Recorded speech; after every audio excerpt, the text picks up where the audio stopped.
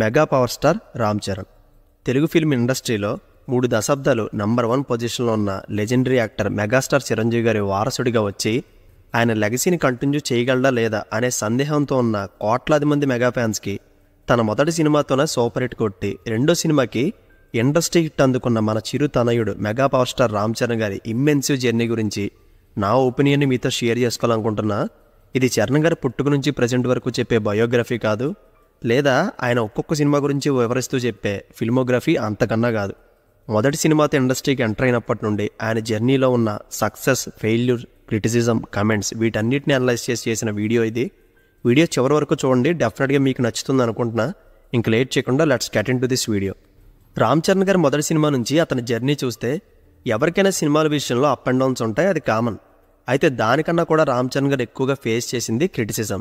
Zanjeer movie fail అయినప్పుడు Bollywood media అతని looks మీద దారుణంగా కమెంట్ చేయడం, అంతెందుకు చిరంజీవి గారి సినిమాకి రైటర్గా వర్క్ చేసిన ప్రముఖ నవలిస్ట్ అయిన యండమూరి వీరేంద్రనాథ్ గారు అసలు ఏ కాంటెక్స్ట్ లేకుండా ఒక పబ్లిక్ మీటింగ్లో రామ్ చరణ్ గారి లుక్స్ గురించి ఎలా మాట్లాడారో నేను చెప్పలేను, కానీ ఆ వీడియో యూట్యూబ్లో ఉంది, చూడండి.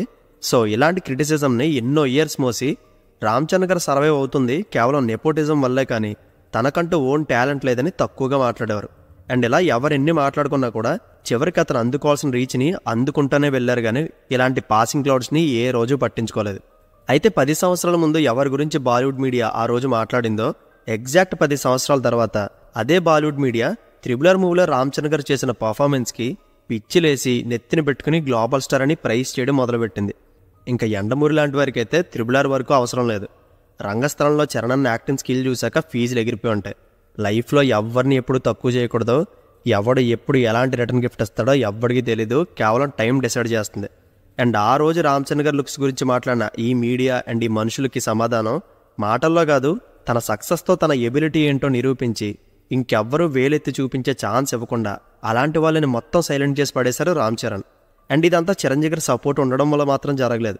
తన సొంత కష్టం మీదే పైకి వచ్చి సినిమాకి తన యాక్టింగ్ లెవెల్ని పెంచుకుంటూ తనకంటూ ఒక సపరేట్ ఫ్యాన్ బేస్ అందుకున్నారు. అండ్ చిన్న ఎగ్జాంపుల్ చెప్తాను, మన తెలుగులో చాలామంది హీరోస్ సీడెడ్ ఏరియాలో నిలబెట్టుకోలేని స్టార్ స్టేటస్ని రామ్ చరణ్ గారు మొదటి సినిమా నుంచి అందుకోవడం మామూలు విషయం కాదు. Not only seeded area, AP తెలంగాణలో ఎక్కడైనా రికార్డ్ కలెక్షన్ని రాబట్టే స్ట్రాంగ్ పొటెన్షియల్ ఉన్న హీరో రామ్ చరణ్ గారు. అందుకే ఆయన ఓపెనింగ్స్ కూడా చాలా సాలిడ్గా ఉంటాయి. ఇంకా సినిమా హిట్ అయిందంటే డబ్బుల వర్షమే.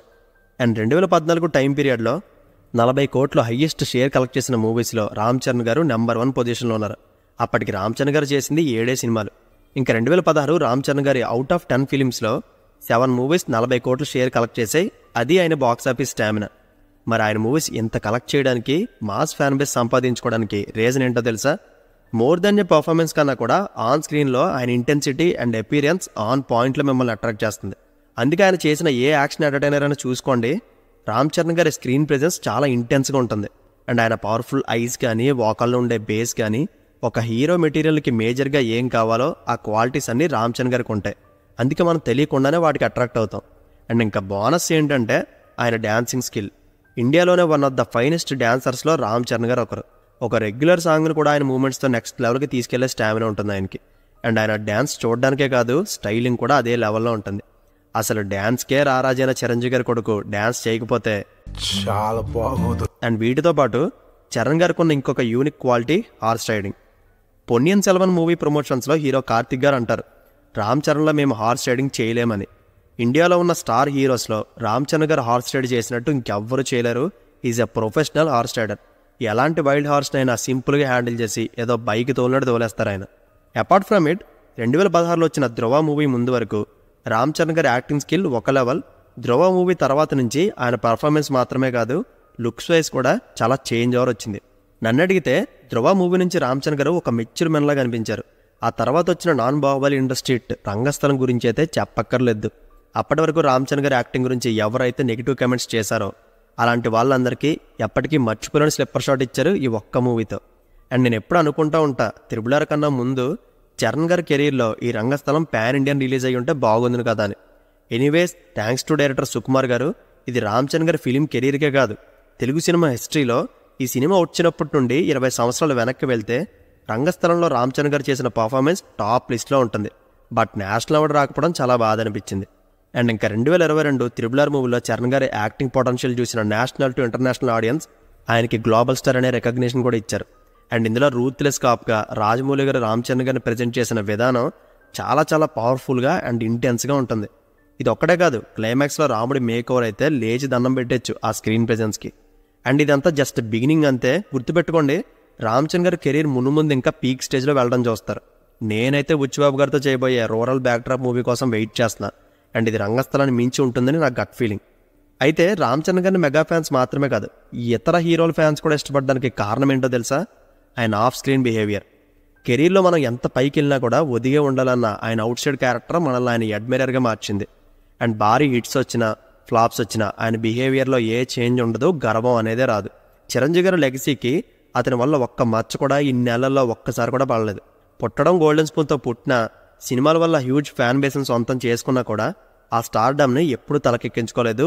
ఆల్వేస్ డౌన్ టు ఎర్త్ ఉంటారు ఆయన. అండ్ మీరు ఏ పబ్లిక్ ఫంక్షన్లో చూసినా చాలా కూల్గా, రాయల్గా, సింపుల్సిటీని మెయింటైన్ చేస్తారు. అండ్ నేను మెగాస్టార్ కొడుకున్న యాటిట్యూడ్ ఎప్పుడూ ఉండదు ఆయనకి.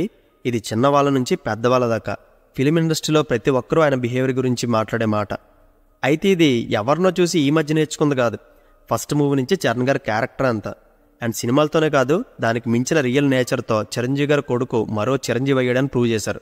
అండ్ ఇంకా నీడీ పీపుల్కి సహాయం చేయడంలో కానీ, తన తోటి ఆర్టిస్టులను కేర్ చేయడంలో కానీ, ఇలా చెప్పుకుంటూ పోతే ఎన్నో గొప్పదానాలు కమెడియన్ సత్య గారికి, డైరెక్టర్ సుకుమార్ గారికి, డ్యాన్స్ మాస్టర్ జానీ గారికి, ఇలా ఇండస్ట్రీలో చరణ్ గారి వల్ల సహాయం పొందిన వాళ్ళు ఎంతోమంది ఉన్నారు.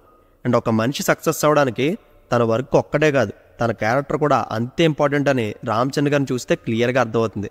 ఆయన డిసిప్లిన్ కానివ్వండి, వర్క్ పట్ల సిన్సియారిటీ కానివ్వండి, తనని క్రిటిసైజ్ చేసే వాళ్ళని ఏ రోజు ఒక్క మాట అనరు. ఇదంతా తన తండ్రి చిరంజీవి గారి రిసెంబ్లెన్స్.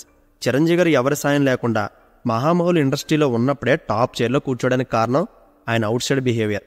ఏ రోజు అతిశయం చూపించకుండా ఉన్న దాంట్లో సహాయం చేసి, తనని క్రిటిసైజ్ చేసే వాళ్ళని తిరిగి మాట కూడా అనకుండా నవ్వుతూ వెళ్ళిపోతారు. అదే బిహేవియర్ చరణ్ గారికి వచ్చింది. బట్ అలాని కంప్లీట్ సైలెంట్గా మాత్రం ఉండిపోరు. బాబాయ్లో ఉండే రేస్ కూడా చరణ్ గారి బిహేవియర్లో ఇన్బుల్ట్ అయి ఉంటుంది. అందుకే ఆన్ స్క్రీన్లోనే కాదు, ఆఫ్ స్క్రీన్లో వాళ్ళ పోలికలు బై బర్త్ కలిగి ఉన్నారు మన mega power star Ram Charan గారు. సో చరణ్ గారి ఫిల్మోగ్రఫీ అండ్ ఆఫ్లైన్ క్యారెక్టర్ గురించి మాట్లాడుకొని ఆయన స్టైలింగ్ గురించి మాట్లాడకపోతే ఎలా? ప్రజెంట్ తెలుగు ఫిల్మ్ ఇండస్ట్రీలో చరణ్ గారు మెయింటైన్ చేసే స్టైలింగ్ ఎవ్వరూ కూడా మెయింటైన్ చేయరేమో. ఆయన ఏ కాస్ట్యూమ్ వేసినా కూడా క్లాసీగా పుల్ ఆఫ్ చేయగలుగుతారు. ఆటోమేటిక్గా రాయల్టీ జనరేట్ అవుతుంది. ఈవెన్ షర్ట్ వేసినా, టీ షర్ట్ వేసినా చాలా షార్ప్గా ఉంటుంది, హడావిడి మాత్రం ఉండదు. అండ్ కరెక్ట్గా చెప్పాలంటే ప్రజెంట్ ఆఫ్లైన్ స్టైలింగ్లో రామ్ చరణ్ గారిని కొట్టేవాడే లేడు. నాట్ ఓన్లీ కాస్ట్యూమ్స్, అతని వాకింగ్ స్టైల్ కానివ్వండి, పెట్టుకునే షేడ్స్ కానీ, ఈవెన్ హెయిర్ కూడా మంచి వాల్యూమ్తో ఉంటుంది.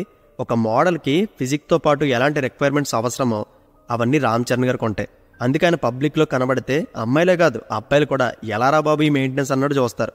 అంత బాగా అటెన్షన్ గ్రాప్ చేస్తారు తన మేకవర్తో. అండ్ మీకు తెలుసో లేదో, 2016లో GQ మ్యాగజైన్ రిలీజ్ చేసిన ఇండియాస్ బెస్ట్ డ్రెస్డ్ మెన్స్ కేటగిరీలో రామ్ చరణ్ గారు ఒకరే టాలీవుడ్ నుంచి సెలెక్ట్ అయ్యారు. అండ్ ఇంకా 2023 యూఎస్లో జరిగిన గోల్డెన్ గ్లోబ్ అవార్డ్ సెరమనీలో టాప్ 10 బెస్ట్ డ్రెస్డ్ మెన్ కేటగిరీలో రామ్ చరణ్ గారు ఒకరు.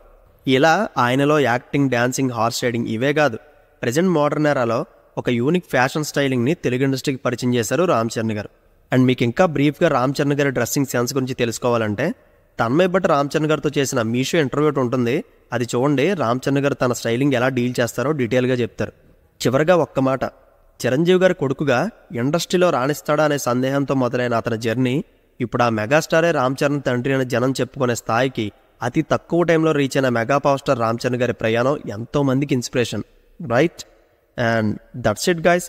మొదటి సినిమా నుంచి రామ్ చరణ్ గారి ప్రయాణంలో ఉన్న up and downs, obstacles, success, వీటన్నిటినీ నా ఒపీనియన్లో అనలైజ్ చేసిన వీడియో ఇది. నచ్చితే లైక్ చేయండి. అండ్ మన రామ్ చరణ్ గారు అంటే మీలో ఎంతమందికి ఇష్టమో దానికి రీజన్ ఏంటో కమెంట్ బాక్స్లో కమెంట్ చేయండి. See you in the next video. Take care friends. Thank you.